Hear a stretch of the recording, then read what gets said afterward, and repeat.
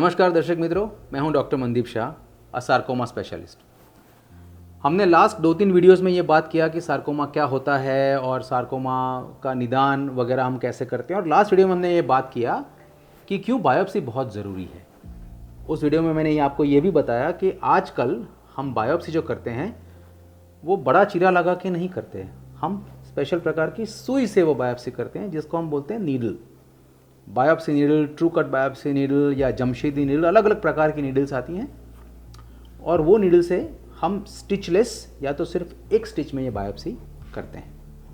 तो वो बायोप्सी करते कैसे हैं और करते कैसे हैं, उससे पहले हमें ये जानना चाहिए कि बायोप्सी के प्रकार कौन कौन से होते हैं और बायोप्सी किससे करवानी चाहिए। देखिए, मैंने आपको लास्ट वीडियो में बताया कि पहले के ज़माने में चीरा लगा के बायोप्सी करते हैं, जिसको हम ओपन बायोप्सी बोलते हैं। मतलब एक सेमी ऑपरेशन, छोटा सा ऑपरेशन जैसी ये बात हो गई। लार्जली वो चीज़ अभी आजकल हम नहीं करते हैं, ठीक है, क्योंकि कई रिसर्च से ये स्थापित हो चुका है कि नीडल बायोप्सी भी करीब 97 to 99% केसेस में एब्सोल्युटली इफेक्टिव होती है। मतलब आपको करीब 97 से 99% केसेस में सुई वाली बायोप्सी से भी अच्छा निदान मिलेगा। तो सुई वाली बायोप्सी या needle biopsy is the standard of care.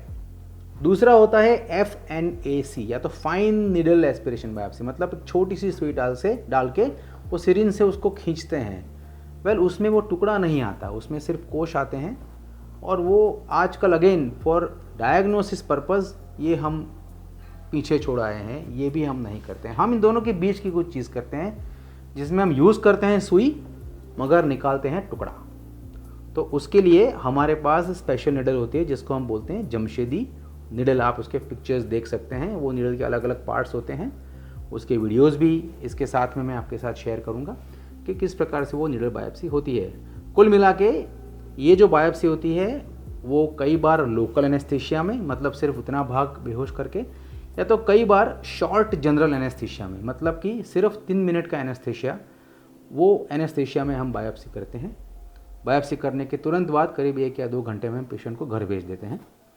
करीब 24 से 48 घंटों के अंदर हमें रिपोर्ट भी मिल जाता है। अभी बायोप्सी जो है वो बहुत इंपॉर्टेंट स्टेप है, और इसलिए बायोप्सी वही आदमी करेगा या वही डॉक्टर करेगा जो आपका फाइनल इलाज करेगा। ठीक है, हमें कई बार पेशेंट पूछते हैं कि सर हम राजस्थान से आ रहे हैं या हम MP से आ रहे हैं, तो सर हम बायोप्सी यहाँ करवा लेंगे तो चलेगा?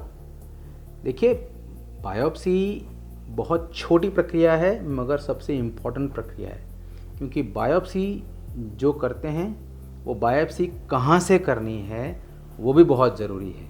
ठीक है, क्योंकि जब हम बायोप्सी करते हो तो जहाँ से आपका सुई हड्डी के अंदर जाता है वो पूरा एरिया जो होता है वो कंटामिनेट हो जाता है, और जब हम फाइनल ऑपरेशन करते हैं तो वो पूरा एरिया भी हमें गठान के साथ निकालना होता है। बायोप्सी ट्रैक जो होता है उसको भी हम गठान के साथ निकाल लेते हैं।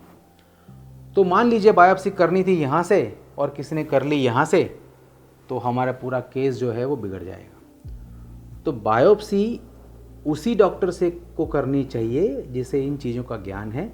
उसे ये भी मालूम है कि आगे जब ऑपरेशन होगा तो मेरा इंसिशन, मेरा चीरा कहाँ लगने वाला है, और उसे ये भी मालूम है कि मुझे जब बायोप्सी करनी है तो मुझे कौन कौन से एरिया में मेरी सुई घुसानी है, कहाँ कहाँ से कितना सैंपल लेना है। तो biopsy should ideally be done by the surgeon और the doctor who is going to do the final management. तो बायोप्सी आप कहीं और करवा के आएंगे, चांसेस है कि सही से हो, मगर चांसेस ये भी हैं कि वो सही ना हो। तो ये डिबेट बहुत पुराना है कि भाई बायोप्सी किसको करनी चाहिए। और हमारे ऑर्थोपेडिक ऑन्कोलॉजी में एक बड़े दिग्गज डॉक्टर हुआ करते थे, डॉक्टर प्रोफेसर हेनरी मैनकिन, जो हमारे गॉडफादर्स में से एक हैं। उन्होंने बहुत बढ़िया रिसर्च किया है इनके ऊपर, और उन्होंने ये कई सारे पेशेंट्स का देखा कि कहीं और जिन्होंने बायोप्सी करवाया था, और ऐसे पेशेंट्स जिन्होंने उनके इंस्टीट्यूट में आके बायोप्सी करवाया था, तो उन्होंने ये देखा कि जब बायोप्सी कहीं और होता है, ऐसी जगह पे होता है जिनको इस प्रकार के कैंसर का ज़्यादा नॉलेज, ज्ञान या अनुभव नहीं है, तो कॉम्प्लिकेशन या तो ओवरऑल आउटकम आउटकम में नेगेटिव इम्पैक्ट आने की संभावना 2 से 12 गुनी बढ़ जाती है। तो कुल मिला के उन्होंने ये बोला कि भाई बायोप्सी एक्सपर्ट सेंटर में ही होनी चाहिए।